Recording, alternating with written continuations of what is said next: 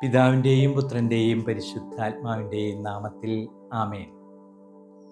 എന്നെ ശ്രവിച്ചുകൊണ്ടിരിക്കുന്ന വ്യാകുല മാതാവിന് ഏറ്റവും പ്രിയം നിറഞ്ഞ മാതാപിതാക്കളെ, സഹോദരി സഹോദരന്മാരെ, സകലരുമേ, പരിശുദ്ധ അമ്മയെക്കുറിച്ചുള്ള 12ാമത്തെ സന്ദേശമാണിത്.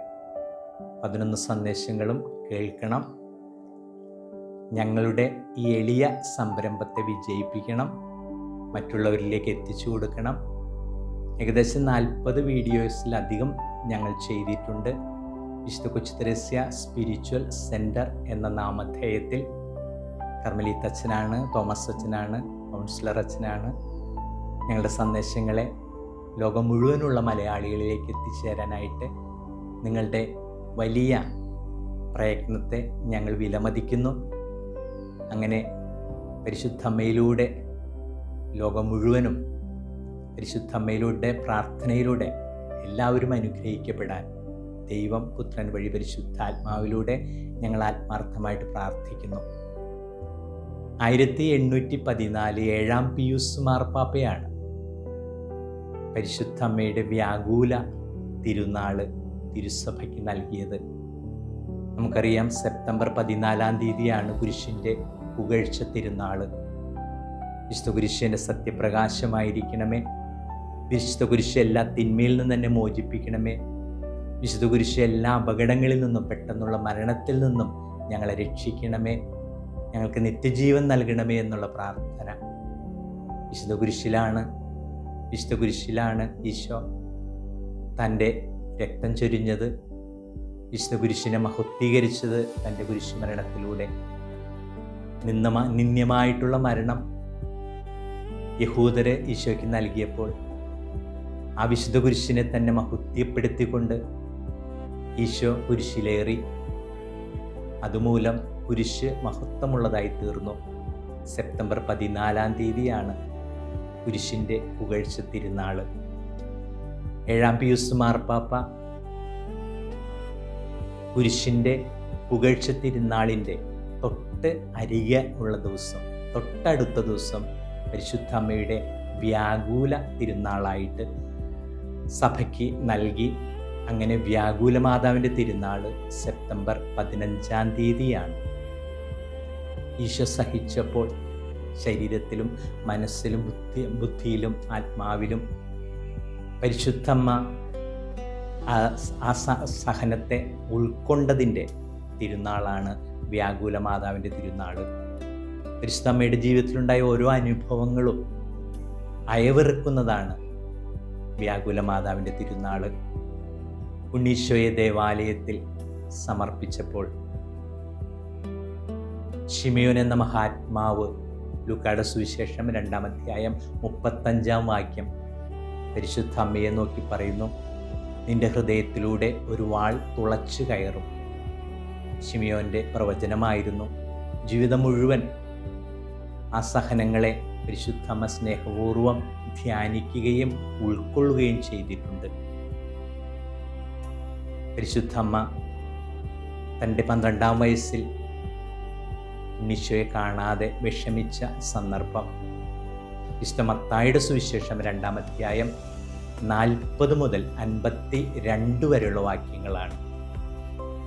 കുട്ടി ജെറുസലേം ദേവാലയത്തിൽ നിന്ന് തിരിച്ചു പോന്നപ്പോൾ ബന്ധുക്കളോട് കൂടി ഉണ്ടെന്ന് ആ മാതാപിതാക്കൾ വിശ്വസിച്ചു. എന്നാൽ കുട്ടിയെ തിരക്കിയപ്പോൾ കുട്ടിയില്ല. അങ്ങനെ ജെറുസലേമിലേക്ക് അവർ തിരിച്ചു പോയി എല്ലായിടത്തും അന്വേഷിച്ചു. 3-ാം ദിവസം ദേവാലയത്തിൽ വേദശാസ്ത്രികളുമായിട്ട് തർക്കിച്ചിരിക്കുന്ന കുട്ടിയെ കാണുന്നു. എന്തുകൊണ്ട് നീ ഞങ്ങളോട് ഇങ്ങനെ ചെയ്തു എന്ന് ചോദിക്കുന്നുണ്ട്. അമ്മയുടെ വേദനയാണ്. ഈശോ പറഞ്ഞു, ഞാൻ എൻ്റെ പിതാവിൻ്റെ കാര്യങ്ങളിൽ വ്യാപൃതനാകണമെന്ന് ഉള്ള കാര്യം നിങ്ങൾ അറിയുന്നില്ലേ? എല്ലാം പരിശുദ്ധ അമ്മ ഹൃദയത്തിൽ സംഗ്രഹിച്ചു. മത്തായിയുടെ സുവിശേഷം 2-ാം അധ്യായം 40 മുതൽ 52 വരെയുള്ള വാക്യങ്ങൾ.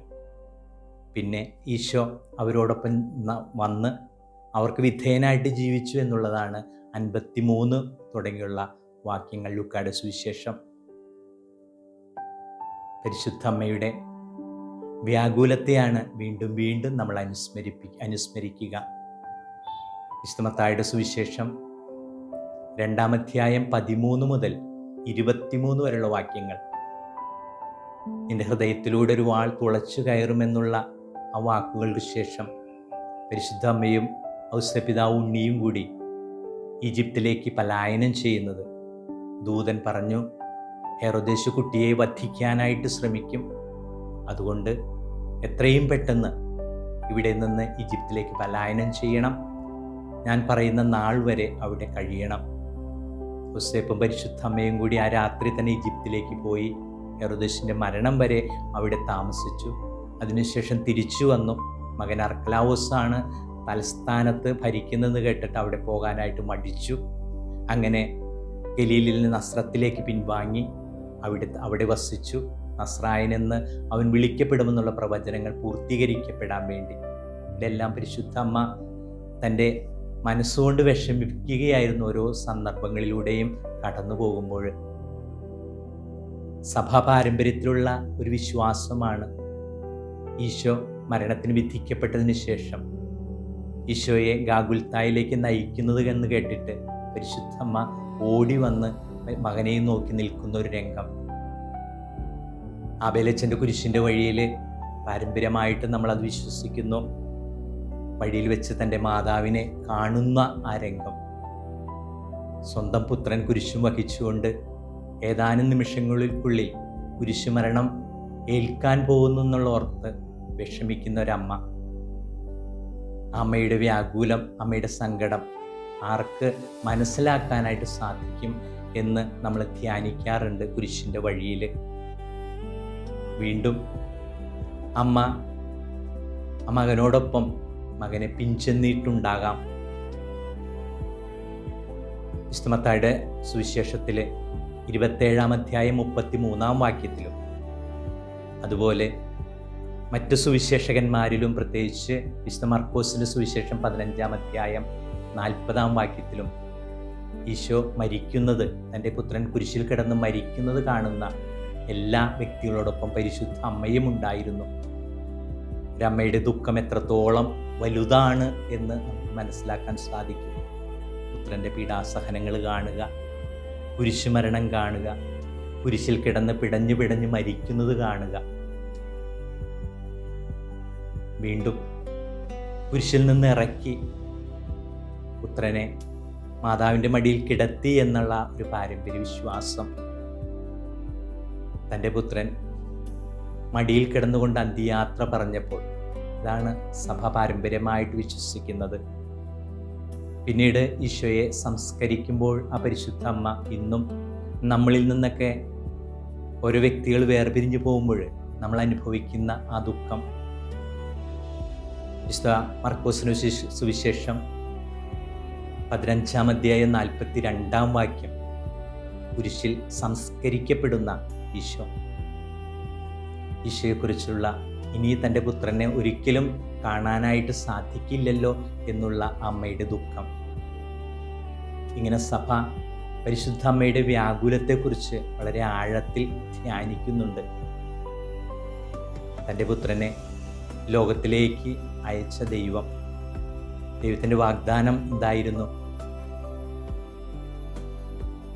ലൂക്കായുടെ സുവിശേഷം 1-ാം അധ്യായം 26 മുതൽ 38 വരെയുള്ള വാക്യങ്ങൾ. 34-ാം വാക്യത്തിൽ പരിശുദ്ധ അമ്മ ചോദിക്കുന്നുണ്ട്, ഇതെല്ലാം എങ്ങനെ സംഭവിക്കും? 35-ാം വാക്യത്തിൽ നമ്മൾ വായിക്കുന്നു, പരിശുദ്ധാത്മാവ് നിന്റെ മേൽ വരും, അത്യുന്നതൻ്റെ ശക്തി നിന്നിൽ പ്രവർത്തിക്കും, അതിനാൽ ജനിക്കാനിരിക്കുന്നവൻ പരിശുദ്ധൻ എന്ന് വിളിക്കപ്പെടും. ഈശോയെയാണ് കല്ലറയിൽ സംസ്കരിച്ചത്. ദുഃഖശനിയാഴ്ചയിലും വിശ്വസിച്ച അമ്മ എന്ന് പാരമ്പര്യ ചരിത്രത്തിൽ നമ്മൾ വായിക്കുന്നുണ്ട്. ദൈവം കൊടുത്ത വാഗ്ദാനങ്ങളെല്ലാം അവിടെ ഇല്ലാതാവുകയാണ്. തൻ്റെ പുത്രനെ കുരിശുമരണത്തിന് ഏൽപ്പിക്കുന്നു, പീഡകൾ സഹിക്കുന്നു, കുരിശിൽ മരിക്കുന്നു, കല്ലറിൽ സംസ്കരിക്കുന്നു. ഗബ്രിയേൽ മാലാഖ കൊടുത്ത സന്ദേശത്തെക്കാൾ എത്രയും വ്യത്യസ്തമായിട്ടുള്ള സംഭവങ്ങൾ. പക്ഷെ ദുഃഖശനിയാഴ്ചയിലും വിശ്വസിച്ച അമ്മ, ഇതാണ് സഭാ പാരമ്പര്യം പറയുന്നത്. അപ്പോഴും അവൾ വിശ്വസിച്ചു ദൈവത്തിന് അസാധ്യമായിട്ട് ഒന്നുമില്ല എന്ന്. ഈശോയുടെ ഉയർപ്പ്, ഈശോ വീണ്ടും പരിശുദ്ധ അമ്മയോടുകൂടെ പ്രാർത്ഥിക്കാനായിട്ട് പരിശുദ്ധ അമ്മയോടും സ്ലീഹന്മാരോടും ആഹ്വാനം ചെയ്യുന്നത്, ജെറുസലേം വിട്ടു പോകരുതെന്ന് പറയുന്നത് അപ്പോസ്തല പ്രവർത്തനങ്ങൾ 1-ാം അധ്യായം 14-ാം വാക്യത്തിൽ നമ്മൾ കാണുന്നത് പരിശുദ്ധ അമ്മയും ശിഷ്യന്മാരും കൂടി സെഹ്യോനൂട്ടുശാലയിൽ പ്രാർത്ഥിച്ചുകൊണ്ടിരിക്കുന്നത്, പരിശുദ്ധാത്മാവ് എഴുന്നള്ളി വരുന്നത്, പരിശുദ്ധമ്മയുടെ സ്വർഗാരോപണം ശരീരത്തോടും ആത്മാവോടും കൂടി പരിശുദ്ധമ്മയെ സ്വർഗത്തിലേക്ക് ആനയിച്ചു എന്നുള്ള ആ വലിയ സന്ദേശം ഒരു വിശ്വാസ സത്യമാണ്. അപ്പം തൻ്റെ പുത്രനോടൊപ്പം മനസ്സുകൊണ്ട് സഹിച്ച അമ്മ, എല്ലാ വിഷമങ്ങളും ഹൃദയത്തിൽ ഒതുക്കിയ അമ്മ, എല്ലാ സഹനങ്ങൾക്ക് സാക്ഷ്യം വഹിച്ച അമ്മ. നമുക്കറിയാം, ഒരു മകൻ്റെ അല്ലെങ്കിൽ ഒരു മകളുടെ സഹനം നൊന്തു പ്രസവിച്ച അമ്മയ്ക്ക് എത്രയോ വേദനാജനകമാണ്. തൻ്റെ പുത്രൻ ദൈവപുത്രനാണെന്ന് അറിഞ്ഞുകൊണ്ട് തന്നെ തൻ്റെ പുത്രൻ്റെ സഹനങ്ങളിലെല്ലാം ഒരുപാട് വിഷമിച്ച ഒരമ്മയാണ്. അമ്മയുടെ സന്ദേശമൊക്കെ സഭയ്ക്ക് ഒരുപാട് സന്തോഷം നൽകുന്നതാണ്. പരിശുദ്ധ അമ്മയെ ശരീരത്തോടും ആത്മാവോടും കൂടെ ദൈവം സ്വർഗത്തിലേക്ക് സംവഹിച്ചു എന്നുള്ള ആ വലിയ വിശ്വാസ പ്രമാണം സഭയ്ക്ക് ഏറ്റവും ആശ്വാസമാണ്. കേൾക്കുന്ന നമുക്ക് ഓരോരുത്തർക്കും നമ്മളുടെയും ശരീരങ്ങളെ ദൈവം സ്വർഗത്തിലേക്ക് ഉയർത്തും നമ്മുടെ ആത്മാവിനോടൊപ്പം എന്നുള്ള വിശ്വാസം. നമ്മളിൽ ഒരാൾ ഈ ലോകം കടന്നു പോകുമ്പോൾ ആദ്യം ആത്മാവാണ് സ്വർഗത്തിലേക്ക് ആനയിക്കപ്പെടുക. സഭയുടെ വിശ്വാസമനുസരിച്ച് ഈശോയുടെ 2-ാം വരവിൽ നമ്മുടെ മൃത്യുശരീരങ്ങളെയും ഈശോ സ്വർഗത്തിലേക്ക് ആനയിക്കുമെന്നുള്ളതാണ്. പൗലോസ് അപ്പോസ്തലൻ കൊറിന്തോസുകാർക്ക് എഴുതിയ ലേഖനം 1-ാം ലേഖനം 15-14 നമ്മൾ കേൾക്കുന്നത് പോലെ തൻ്റെ പുത്രനെ ദൈവം ഉയർപ്പിച്ചെങ്കിൽ ആ ഉയർപ്പിച്ച ദൈവം നമ്മളുടെയും മൃത്യശരീരങ്ങളെ സ്വർഗത്തിലേക്ക് ഉയർത്തും. അപ്പോൾ പരിശുദ്ധ അമ്മയെ സ്വർഗത്തിലേക്ക് ഉയർത്തിയ, ആത്മശരീരങ്ങളോട് ഉയർത്തിയ ദൈവം ഇന്ന് നമ്മുടെ ആത്മാക്കളാണ് സ്വർഗത്തിലേക്ക് ആദ്യം കരേറുന്നതെങ്കിൽ പരിശുദ്ധ ഈശോയുടെ 2-ാം വരവിലൂടെ തീർച്ചയായിട്ടും നമ്മുടെ മൃതശരീരങ്ങളെയും ദൈവം സ്വർഗത്തിലേക്ക് ആനയിക്കും. അതിന് ഏറ്റവും വലിയ തെളിവാണ് മത്തായിയുടെ സുവിശേഷം 27-ാം അധ്യായത്തിൽ കർത്താവ് ഉയർത്തെഴുന്നേറ്റപ്പോൾ കർത്താവിനോടൊപ്പം കല്ലറകൾ തുറക്കപ്പെട്ടതും മരിച്ചുപോയ എല്ലാ ശരീരങ്ങളും മൃതശരീരങ്ങളും ഉയർപ്പിക്കപ്പെടുന്നു എന്നുള്ള ആ വലിയ സത്യവും ഇതെല്ലാം നമുക്ക് വലിയ പ്രതീക്ഷ നൽകുന്നതാണ്. ഇന്ന് നമ്മളിൽ നിന്ന് കടന്നുപോയ എല്ലാവരും ആത്മാവിലാലാണ് സ്വർഗത്തിലേക്ക് ആനയിക്കപ്പെട്ടതെങ്കിൽ പരിശുദ്ധ അമ്മയെ സ്വർഗത്തിലേക്ക് ആത്മശരീരങ്ങളോട് ഉയർപ്പിച്ച ദൈവം തൻ്റെ പുത്രൻ്റെ 2-ാം ആഗമനത്തിൽ നമ്മളുടെയും മൃത്യുശരീരങ്ങളെ സ്വർഗത്തിലേക്ക് ആനയിക്കും. പരിശുദ്ധ അമ്മ അനുദിന ജീവിതത്തിൽ സഹിച്ച സഹനങ്ങളെ നമ്മൾ അനുസ്മരിപ്പിക്കുമ്പോൾ നമുക്ക് രോഗങ്ങളിലൂടെ, മറ്റു പ്രയാസങ്ങളിലൂടെ, ദാരിദ്ര്യത്തിലൂടെ, അനുദിന ജീവിതത്തിൽ അനുഭവപ്പെടുന്ന മറ്റ് വിഷമങ്ങളിലൂടെ ഒരുപാട് സഹനങ്ങളുണ്ട്. അതെല്ലാം ഈശോയുടെ സഹനത്തോട്, പരിശുദ്ധ അമ്മയുടെ വ്യാകുലത്തോട് ചേർത്ത് വെച്ചുകൊണ്ട് നമുക്കും പ്രാർത്ഥിക്കാം. ഈശോയെ, ഞങ്ങളുടെ സഹനങ്ങളിലൊക്കെ അതിൻ്റെ അർത്ഥം ആഴം മനസ്സിലാക്കുവാനായിട്ട് പരിശുദ്ധ അമ്മ തൻ്റെ പുത്രൻ്റെ സഹനങ്ങളിലെല്ലാം തൻ്റെ പുത്രനോട് ചേർന്ന് നിന്നതുപോലെ ഓരോ സഹനങ്ങളിലും ഈശോയോട് ചേർന്ന് നിന്നുകൊണ്ട് പരിശുദ്ധ അമ്മയുടെ പ്രാർത്ഥനയിൽ വിശ്വസിച്ചുകൊണ്ട് ദൈവം ഞങ്ങളെയും അവിടുത്തെ സന്നിധിയിലേക്ക് പരിശുദ്ധ അമ്മയോടുകൂടി ആയിരിക്കുവാനായിട്ട് ക്ഷണിക്കും എന്നുള്ള വലിയ വിശ്വാസത്തോടെ വ്യാകുല മാതാവിനെ ധ്യാനിച്ചുകൊണ്ട് പരിശുദ്ധ അമ്മയിലുള്ള വിശ്വാസത്തിൽ ഉറച്ചുകൊണ്ട് പരിശുദ്ധ അമ്മയുടെ പ്രാർത്ഥനയിൽ ഉറച്ചു വിശ്വസിച്ചുകൊണ്ട് നമുക്ക് മുന്നേറാം. സർവ്വേശ്വരൻ നമ്മെ ഓരോരുത്തരെയും അനുഗ്രഹിക്കട്ടെ എന്ന് പ്രാർത്ഥിക്കുന്നു. സർവശക്തനായ ദൈവം, പിതാവും പുത്രനും പരിശുദ്ധാത്മാവും നിങ്ങളെ സമൃദ്ധമായി അനുഗ്രഹിക്കട്ടെ. ആമേൻ.